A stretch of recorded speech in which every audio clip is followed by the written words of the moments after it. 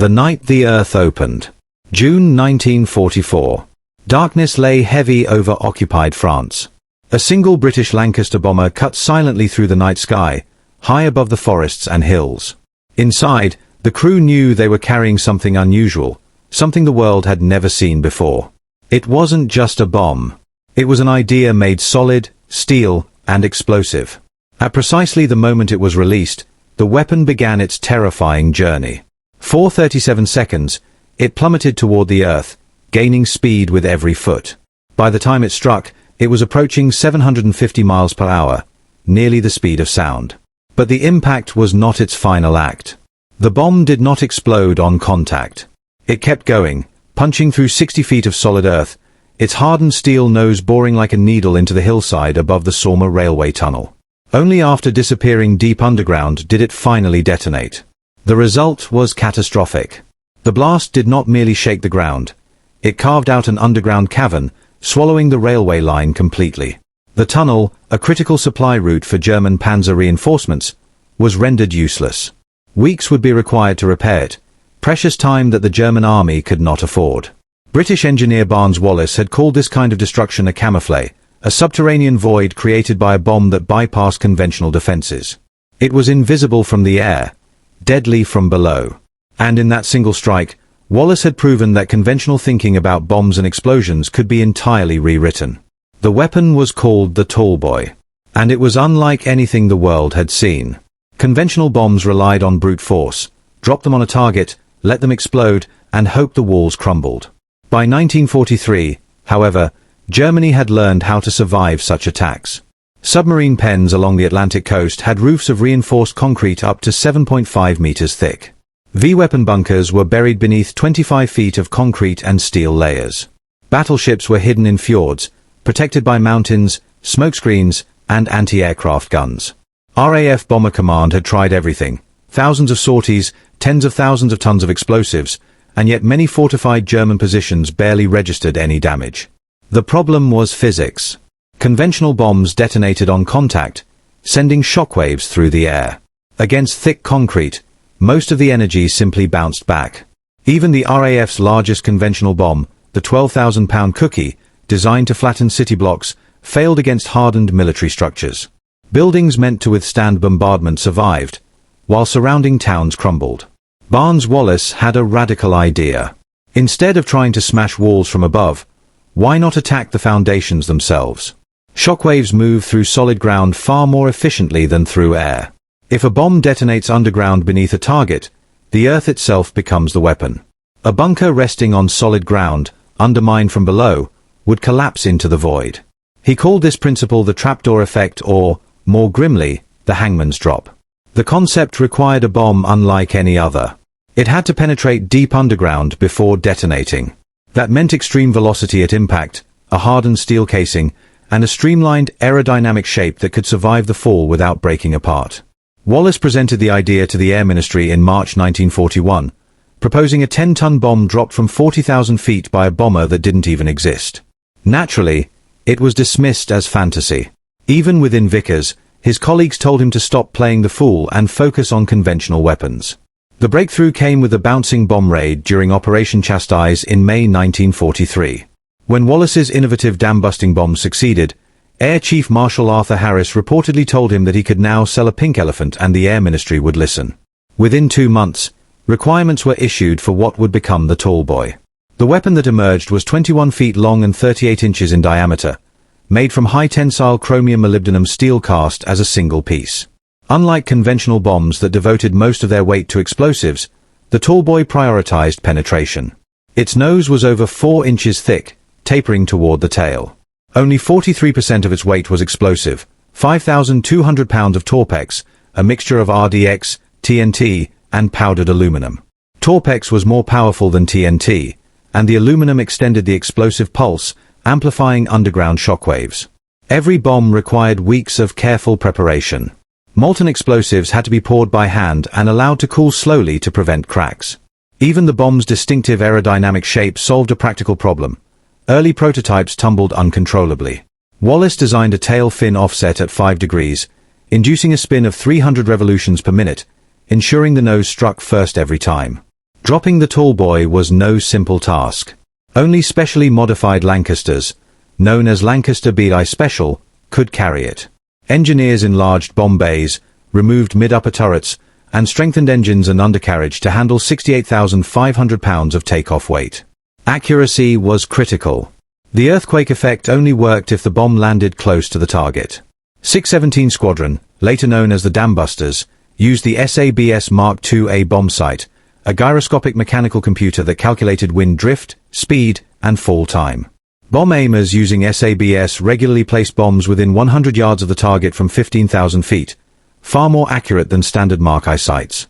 The first real test came on June 8, 1944, against the Sommier Tunnel in France. The result was a proof of concept: underground collapse, disrupted railway lines, and delayed German reinforcements. But this was just the beginning. Tallboys were designed not just to destroy, but to reshape how bombs interacted with structures, attacking from below what conventional explosives could never reach from above. This was British engineering under pressure: imaginative, daring, and calculated. When the Air Ministry said it couldn't work, Wallis proved them wrong. When Harris called it fantasy, he delivered results. And when Germany thought its fortifications were indestructible, the Tallboy showed that innovation could defeat even the strongest defenses. When Tallboys met the enemy. By the summer of 1944, the Tallboy had moved from theory to battlefield reality. Its first missions were a test not just of engineering, but of human courage. Flying a Lancaster bomber carrying a 12-ton bomb over heavily defended France required nerves of steel. The crews of 617 Squadron, later known as the Dambusters, had been trained for precision strikes, but this was something else entirely. Unlike conventional bombing, which could be carried out with dozens of aircraft dropping hundreds of bombs, the Tallboy demanded accuracy, timing, and courage. One missed yard could render the weapon useless. The target had to be struck precisely, or the underground earthquake effect would not occur. The V-weapon bunkers, concrete giants. Germany had invested heavily in its new secret weapons, the V-1 and V-2 missiles. Launch sites were encased in massive concrete bunkers, designed to withstand anything the Allies could throw at them. One such bunker near La Coupole, in northern France, had already faced 4,300 tons of conventional bombing with almost no effect. Reconnaissance reports described shattered surroundings, but the main structure remained intact. On June 24, 1944, the Tallboys arrived. 8 bombs were released by 617 Squadron. Unlike previous attacks, which had shattered only the surface, the bombs struck the foundations, undermining the massive concrete roofs. Shockwaves traveled through the ground, bending reinforced steel and forcing the bunker out of alignment. The Germans abandoned the site without ever launching a single missile. At Mimoyex, a V-3 supergun installation, the story repeated. 16 Lancasters delivered 8 Tallboys on July 6, 1944. Tunnels collapsed, galleries flooded, and hundreds of force laboris were reportedly entombed. The site never fired a shot. Conventional bombs had failed. The Tallboy succeeded. Even targets designed to survive aerial bombardment were now vulnerable. At Sraor, 3 direct hits destroyed a storage bunker filled with V-weapons. Across northern France, railway tunnels, viaducts, and bridges were also destroyed, severing supply lines and delaying reinforcements. Imagine a bunker that had survived thousands of tons of explosives suddenly cracking and collapsing from bombs dropped from the sky. That's the power of the Tallboy. The ultimate challenge, the German battleship. Germany's last battleship, the Tirpitz, was the ultimate test. She had survived repeated attacks, carrier strikes, submarine torpedoes, and conventional bombing raids. Her armor and position in a fjord seemed impenetrable. Yet the Tallboy offered a different approach, not a bigger explosion, but a deeper one. Operation Paravane on September 15, 1944, staged from a Soviet airfield, was one of the first strikes. 27 Lancasters, equipped with Tallboys, attacked the battleship. One bomb penetrated the foredeck, detonated underwater, and flooded compartments with 2,000 tons of seawater. Even near misses were effective, buckling the hull and damaging machinery. Post-raid assessments declared the Tirpitz unseaworthy, requiring 9 months of repairs that would never be completed. The final and most famous attack, Operation Catechism on November 12, 1944, saw 29 Tallboys dropped on the battleship. 2 or 3 hit directly. One passed between turrets Anton and Bruno but failed to detonate. Another tore a massive hole in the portside midship, destroying the armored belt. A third struck turret Caesar, igniting fires that reached the magazine.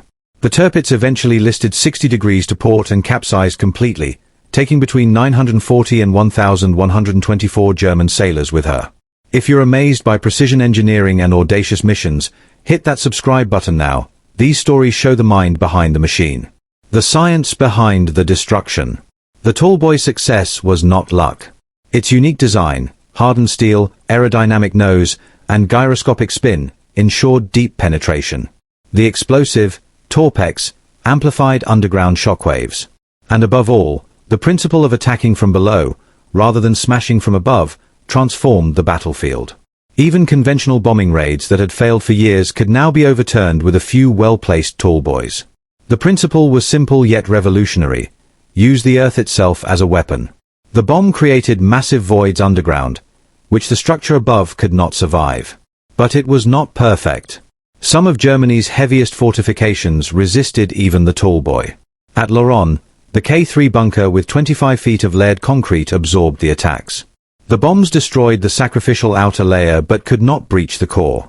Lessons learned from these operations influenced the development of the even larger Grand Slam bomb, which would enter service in March 1945.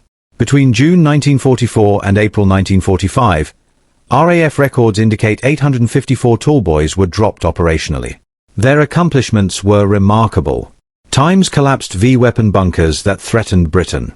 Times destroyed railway tunnels and viaducts that conventional bombs could not touch. Times sank Germany's most powerful battleship. The Tallboy achieved these feats not through brute force, but through precision, physics, and innovation. It proved that unconventional thinking could overcome even the strongest conventional defenses. Limits of destruction and the birth of the Grand Slam. By the end of 1944, the Tallboy had proven itself against almost every hardened German target. V-weapon bunkers collapsed, tunnels vanished, and the mighty Tirpitz had finally been sunk. Yet even this revolutionary weapon had its limits. Not every fortress, not every underground installation could be destroyed with a single bomb. Some of Germany's heaviest fortifications, like the K3 bunker at Laron, absorbed the Tallboy's most powerful impacts. Its 25-foot layered concrete roof withstood direct hits. While the bombs demolished the outer sacrificial layers, the core structure remained intact. Reconnaissance showed massive craters and shattered concrete, but the main defenses held. For engineers like Barnes Wallis, this was a challenge, not a defeat. The limitations of the Tallboy sparked the development of a new, even more formidable weapon, the Grand Slam. This colossal bomb, sometimes called the earthquake bomb Mk2, weighed 22,000 pounds, nearly double the Tallboy. Like its predecessor, it was designed to attack foundations, not surfaces. Its sheer size allowed it to penetrate deeper underground, creating voids so large that entire buildings and bunkers could collapse into them.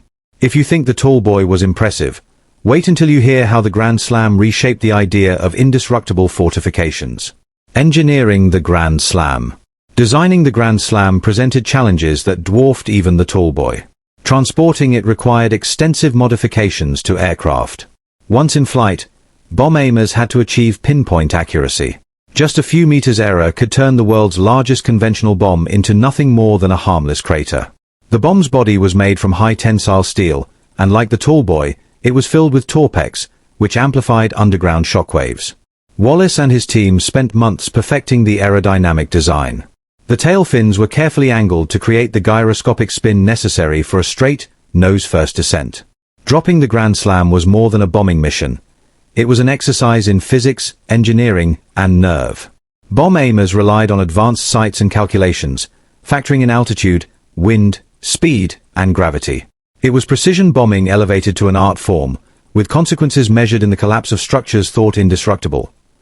Tallboy and Grand Slam in combat. The first operational use of the Grand Slam came in March 1945, but even before that, the Tallboy continued to deliver extraordinary results.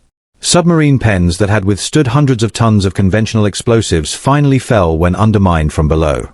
Railway tunnels, bridges, and even reinforced ammunition depots were rendered unusable with relatively few bombs.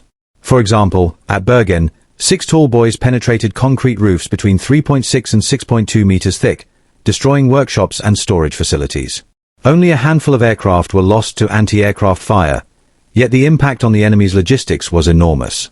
The principle remained consistent: attack the foundation, let physics do the work. Yet in some cases, no matter the explosive power, direct hits could not destroy the target.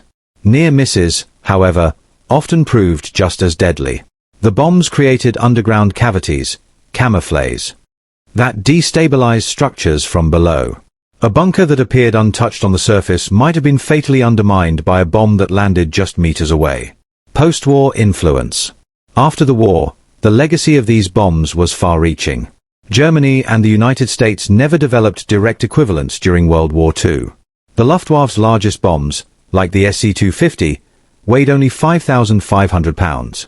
American bombers could not carry Tallboy-class weapons until the late-war B-29 modifications, but by then atomic bombs had made conventional penetrators strategically less relevant. The Tallboy's design philosophy lived on, however. A licensed variant, the T-10, later M121, arrived too late for action in Europe but saw combat in Korea and Vietnam as the Tar Sen bomb. The T-12 Cloudmaker, weighing 43,600 pounds, could penetrate 120 feet of earth and 29 feet of concrete, though only 57 were ever built. Nuclear weapons soon made these massive conventional bombs obsolete. Modern warfare continues to apply Wallis's principles. During the 1991 Gulf War, coalition engineers developed the GBU-28, a 5,000-pound bunker buster designed and built in just 3 weeks.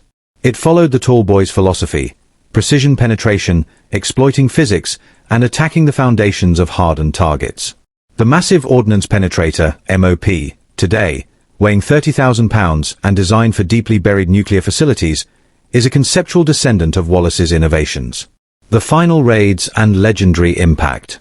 By late 1944 and early 1945, the Tallboy had become a weapon of legend. Its missions were no longer just tests, they were decisive strikes that crippled Germany's last defenses. Structures that had survived years of bombing now fell before a single precise strike. One of the most notable targets was submarine pens and bunkers along the Norwegian coast. These massive constructions had resisted hundreds of conventional bombs over years of RAF campaigns. Even reinforced concrete roofs up to 11 feet thick had been considered virtually indestructible. But the Tallboy, following Wallis's principles, did not rely on brute force alone. Instead, it penetrated underground or weakened foundations. 6 Tallboys, for example, could destroy multiple storage facilities and workshops in a single raid. The physical destruction was enormous, but the psychological effect on German engineers and soldiers was just as significant. They now faced a weapon that ignored all previous defensive calculations. Imagine bunkers that survived years of relentless bombing suddenly crumbling under bombs that seemed to vanish into the ground first. This was the Tallboy in action. Railways, bridges, and infrastructure. Tallboys were not limited to military structures. Strategic infrastructure became key targets. Railway tunnels, crucial for moving troops and supplies, were repeatedly attacked. The Somme tunnel raid in June 1944 had already demonstrated the bomb's potential, but similar attacks across northern France and Germany shut down entire transport networks. Viaducts and bridges, vital for reinforcement and supply lines, were obliterated by a combination of direct hits and underground shockwaves. Unlike conventional bombing, which required massive sorties and tons of explosives, a few Tallboys could achieve what had previously taken hundreds of missions and thousands of tons of bombs. RAF reconnaissance reports described tunnels filled with debris, collapsed galleries, and derailed trains, effectively paralyzing German logistical operations. If you want to see how physics, engineering, and bravery combined to change the outcome of World War II, smash that like button and subscribe. This story only gets more astonishing. Between June 1944 and April 1945, RAF records indicate that 854 Tallboys were dropped operationally. Their results were extraordinary. V-weapon bunkers destroyed or abandoned, several key sites along the coast, railway tunnels and bridges destroyed, cutting supply lines critical for German reinforcements. Tirpitz battleship sunk, 940 to 1,124 sailors lost, the last German capital ship neutralized. The bomb did not achieve these feats through raw explosive power alone. A conventional bomb like the 12,000-pound Cookie relied on a massive blast to flatten structures, but it often bounced off reinforced targets. The Tallboy relied on precision, underground penetration, and the physics of shockwaves traveling through earth and concrete. Even when direct hits failed to destroy a target, near misses often destabilized it. German engineers learned the hard way that appearing invulnerable above ground did not guarantee survival below. Bunkers, ships, and bridges all proved vulnerable to the concept of attacking from below. The principles behind the Tallboy did not vanish with the end of World War II. In fact, modern bunker-busting weapons still follow Wallis's designs. During the 1991 Gulf War, coalition engineers built the GBU-28, a 5,000-pound penetrator capable of attacking hardened underground targets in Iraq. It was developed in just 3 weeks and used the same concept: precision, penetration, and shockwaves transmitted through solid ground. Later, the Massive Ordnance Penetrator, MOP, weighing 30,000 pounds, was created to destroy deeply buried facilities, including hardened nuclear bunkers.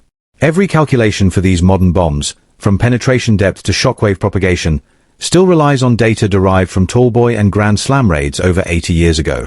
The bomb that fell over France in June 1944 was not just a weapon of its time, it became the blueprint for every modern bunker-busting bomb in existence. The Tallboy also influenced strategic thinking. Its success proved that engineering, physics, and innovation could overcome brute force. It showed that carefully designed weapons, used precisely, could achieve effects impossible for massive but conventional attacks. Wallis's work became a case study in military innovation, turning ideas into reality and theory into destruction. Every crater it left, every collapsed structure, was a testament to Barnes Wallis's revolutionary concept: attack from below what could not be broken from above. The Earth itself became the weapon. Foundations gave way, and structures designed to survive years of aerial bombardment simply fell into the voids created beneath them. Imagine watching a battleship, thought to be invincible, roll over and sink from a bomb that struck the ground near it rather than hitting it directly. This was not luck. This was British engineering at its finest. Between June 1944 and April 1945, RAF records indicate that 854 Tallboys were dropped. Here is what they achieved. Railway tunnels destroyed, Somme and multiple sites across northern France. V-weapon bunkers collapsed or abandoned, La Coupole, Memoix, and others. German battleship Tirpitz sunk, with more than 900 lives lost and years of naval planning undone. Submarine pens breached, destroying workshops, storage areas, and crippling German naval operations. The scale of destruction was matched by precision. Unlike conventional bombs, which might destroy a city block but leave hardened targets standing, the Tallboy undermined structures from their foundations. Near misses often caused more damage than direct hits, destabilizing what appeared to be indestructible. If you thought massive bombing meant dropping more explosives, think again. The Tallboy showed that smart bombs, not just big bombs, decide the outcome of battles. Modern influence and descendants. The Tallboy's design principles influenced every major bunker-busting weapon developed in the decades that followed. During the 1991 Gulf War, coalition forces used the GBU-28 bunker buster, a direct descendant of Wallis's idea, to destroy underground command centers. Later, the Massive Ordnance Penetrator, MOP, was created to neutralize deeply buried nuclear facilities. Engineers still rely on penetration formulas derived from Tallboy crater studies. The earthquake bomb, first dropped in June 1944, continues to shape modern warfare. Even the concept of precision targeting, using advanced calculations to exploit the physics of the ground rather than simply maximizing blast, is now standard in military engineering. Wallis's work proved that innovation under pressure can outmatch raw power, a lesson that remains as relevant today as it was 80 years ago. If you're amazed by how one engineer's vision created bombs that changed history, hit subscribe and turn on notifications. This story shows the genius behind weapons that redefined war forever. It is easy to focus on engineering and physics, but every Tallboy mission relied on human courage and skill. Lancaster pilots flew at low altitudes over enemy territory carrying tons of explosives. Bomb aimers had to calculate every variable under immense pressure. Every successful mission was a triumph of human determination, teamwork, and bravery, alongside groundbreaking technology. The result was a weapon that saved lives in the long run. By destroying critical targets quickly, the Allies shortened campaigns, reduced the need for prolonged fighting, and hastened the end of the war in Europe. The Tallboy was a victory of both mind and machine. Today, the Tallboy is more than a weapon. It is a symbol of British innovation under pressure. Of an engineer daring to challenge the impossible. Of how precision, calculation, and courage can triumph over raw force. The bomb that fell on Somme, collapsed tunnels, And sank the Tirpitz stands as a monument to ingenuity, not just destruction. It reminds us that thinking differently can achieve results that brute force alone never could. Even modern engineers studying bunkerbusters and penetrators owe a debt to Barnes Wallis and the Tallboy. Its principles live on, embedded in every weapon designed to strike from below, undermining what once seemed untouchable. The Tallboy did not just break structures, it broke the rules of warfare, proving that the Earth itself could be turned into a weapon, and that human innovation could achieve what brute force could never dream of. The Tallboy was more than a bomb. It was a revolution in engineering and strategy. It redefined how targets could be destroyed, how warfare could be conducted, and how physics could become a weapon. From the tunnels of Sorma to the fjords of Norway, from V-weapon bunkers to the battleship Tirpitz, it left an indelible mark on history. It taught the world that innovation, precision, and daring ideas could succeed where sheer numbers failed. Even today, in every modern bunkerbuster or deep-penetrating ordnance, the spirit of the Tallboy lives on. Attack from below, exploit the foundations, and let physics do the rest. The Tallboy stands as a timeless example. When the impossible is attempted with intelligence, courage, and skill, history itself can be reshaped.